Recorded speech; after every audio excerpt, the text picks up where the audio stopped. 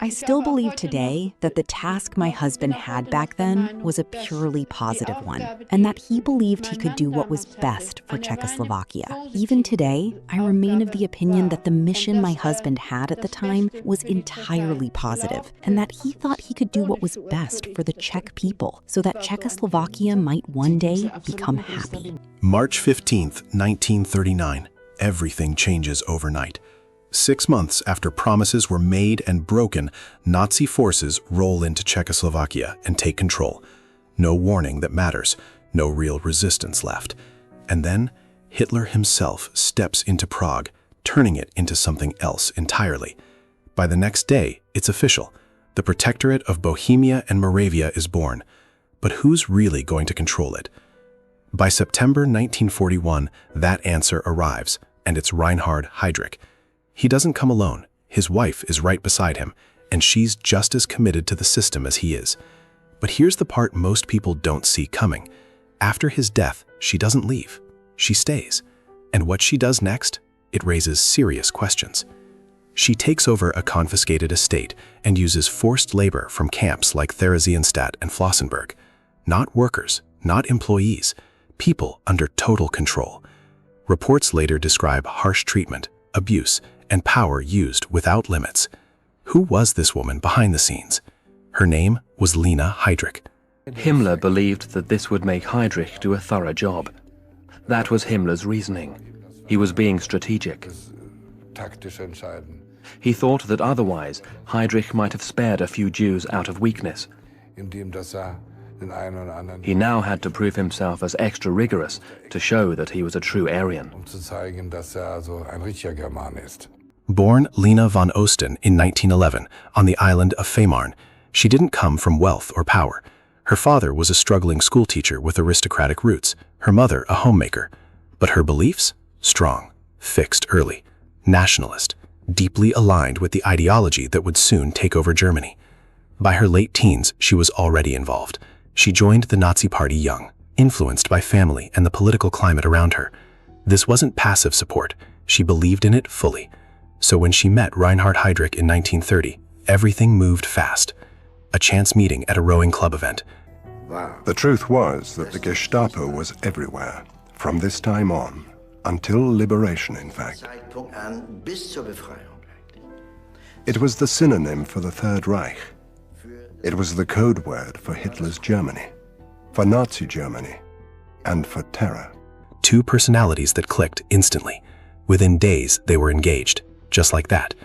But there was a problem. He was already involved with someone else, and ending that relationship didn't go quietly. A military court stepped in. His behavior was judged harshly. The result? Dismissal from the Navy. Career over. Reputation damaged. Everything he had built, gone. There was a prisoner next to me who had gone down to the cellar. Half an hour later, he came back up, blood pouring from all over his face. They had beaten him up for so long, blood was coming out of every pore of his skin. Then he told me what he'd confessed. He'd received 2 illegal leaflets. He said, all I did was receive them, but they still beat me half to death. And that moment, it could have ended his path completely, but it didn't. Because Lina pushed him forward, towards something new, towards the SS, towards a path that would change everything.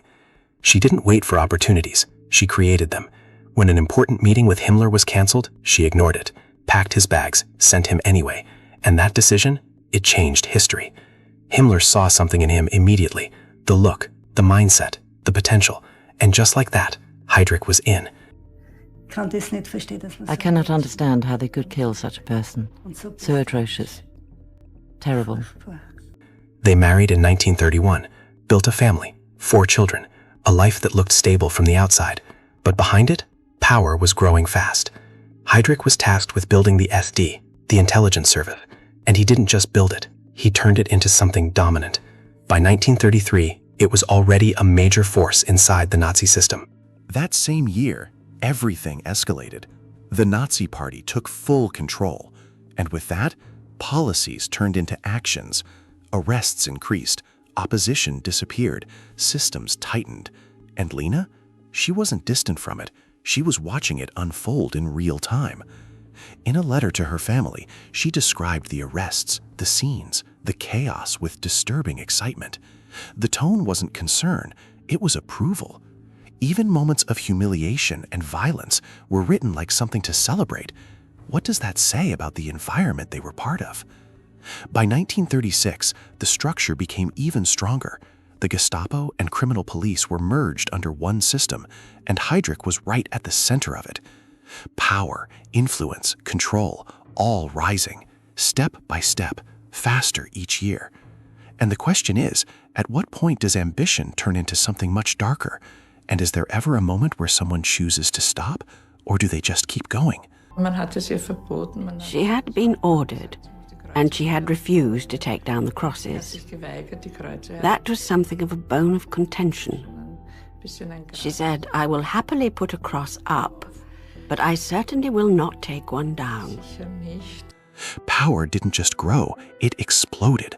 With one appointment, Himmler and Heydrich tightened their grip on Germany's entire internal system. Control, surveillance, enforcement, it all ran through them now. And standing right beside that rise, Lina, watching it, living it, enjoying every second of it. But not everything inside their circle was smooth. Lina clashed with Himmler's wife, criticizing her lifestyle, calling it too simple. Because Lina wanted more, luxury, status, recognition. And as her husband climbed higher, she got exactly that. Then came November 1938, Kristallnacht. Across Germany and beyond, destruction spread fast. Homes smashed, businesses destroyed, synagogues burned, streets filled with violence, 91 people killed, countless lives shattered. And right at the center of organizing it, Reinhard Heydrich. And Lina? She didn't step back. She supported it, encouraged it, pushed for more. What does that say about the environment inside their home? By 1939, things took an even darker turn, but in a different way. Heydrich transformed a luxury Berlin brothel, Salon Kitty, into a spy hub. Hidden microphones, secret recordings, information collected from powerful guests who had no idea they were being watched. Control wasn't just force anymore, it was manipulation. And behind all of this, a personal life just as complicated. Heydrich had a reputation, constant affairs, regular visits to brothels. But here's something unexpected. Lina wasn't completely removed from that world either. Rumors followed her too. Their marriage? Not as stable as it looked from the outside. She later admitted something telling. Out of 10 years of marriage, he was barely home for most of it. Think about that. A family built around someone who was almost never there. Then the war begins. September 1st, 1939. Everything escalates again. By 1941, resistance starts growing in occupied territories. Small acts at first, but enough to get attention. And Hitler reacts fast. The previous leadership in Prague is replaced. Too soft, not effective enough. So who steps in? As I already said, you cannot turn history back. But if I could, if it were up to me, I would go back again, even barefoot and without shoes. I feel absolutely innocent. History cannot, of course, be reversed. But if I could, I would return because it was such a beautiful time. Heydrich. September 1941. He takes control. And this time, there's no holding back. For the family, this wasn't just another position, it was a major leap. Direct access to Hitler, full authority in the region, real power, not just influence. And the first message he gives his staff? It says everything about what's coming. Within weeks, arrests surge, trials speed up, hundreds executed, thousands handed over to the Gestapo. No delay, no hesitation. The system moves fast, and it hits hard. That's when the name starts spreading. The Butcher of Prague. And it wasn't just fear, it was structure. He created systems like the Theresienstadt ghetto, a place that looked controlled, but served a much darker purpose, a stop along the way to something worse. Meanwhile, his family settles into a new life, a castle taken from its original owner, redesigned, perfected. And Lina? She embraces it fully. She later described that life in one sentence: "I am a princess living in a fairy tale." Think about that contrast, the world outside collapsing, and inside, luxury and comfort. And then comes the most dangerous shift of all. Confidence turns into carelessness.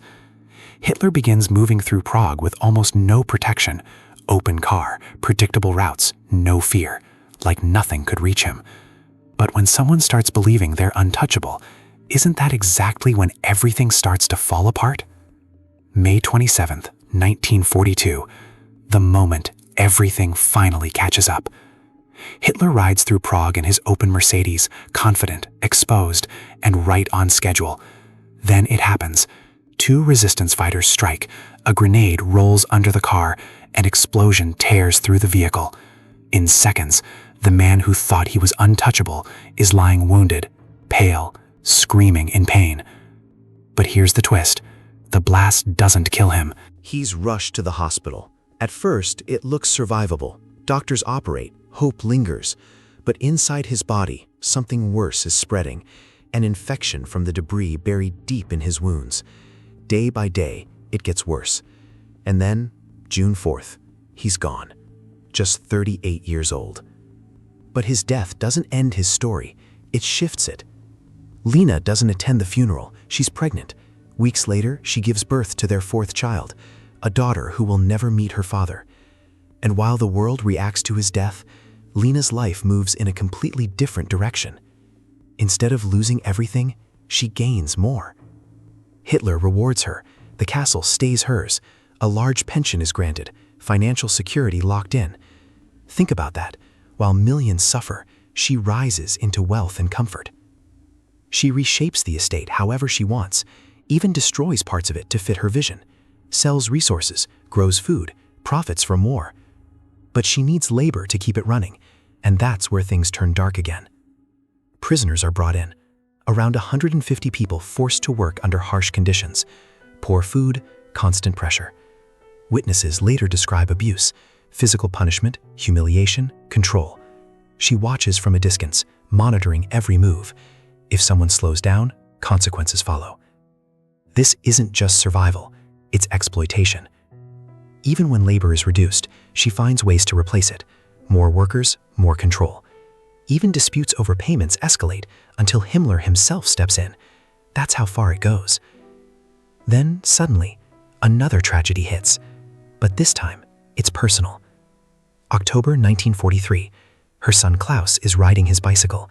A gate is open, he rides out, and is struck by a truck. Just like that, his life ends. No warning, no second chance. A doctor tries to help, but it's too late. And what follows reveals something unsettling. At first, she allows prisoners to prepare the burial, then changes her mind, refusing to let them handle it. The grave is redone. Control, even in grief. She even demands punishment for those involved in the accident, but the investigation finds no fault, no one to blame. By 1945, everything collapses again. The war is ending, the Red Army is advancing, and Lina knows she has to leave. Before fleeing, she prepares carefully. Animals slaughtered, supplies packed. She even tells staff she'll return, like this is temporary, but it isn't. She never comes back. Eventually, she reaches Germany, safe, alive, but not free from consequences, at least on paper. In 1948, she's sentenced to life imprisonment in another country, but never serves a day. She avoids extradition, slips through the system, and once again, rebuilds her life. Money becomes a problem for a while, but not for long. She fights for a pension and eventually gets it. Even after everything tied to her husband, she secures financial stability. Years pass. She remarries, not for love, but to change her name, distance herself, blend in. She opens a restaurant, and who shows up? Former supporters of the regime, sitting together, remembering the past like it was something to miss. Imagine those conversations. Then, in 1969, the place burns down. Another chapter gone, another reset. But she keeps going, writes a memoir in 1976. The title sounds honest, but inside, it tells a very different story. She describes her life with him as normal, downplays everything, avoids responsibility. And when it comes to the atrocities, she dismisses them completely, calls them unreal, denies what the world already knows. Even near the end of her life, nothing changes. In 1979, she says it clearly. She still believes in it, still stands by it. No regret. no shift, no reflection. By the time she dies in 1985, at 74 years old, there's no public mourning, no recognition, just silence. And that silence says a lot, because in the end, her story isn't just about one person. It's about what happens after everything falls apart, about what people choose to admit and what they refuse to face. So here's the question that lingers long after it's over. When someone spends a lifetime denying the truth, does that erase the past, or does it make it impossible to ever escape it?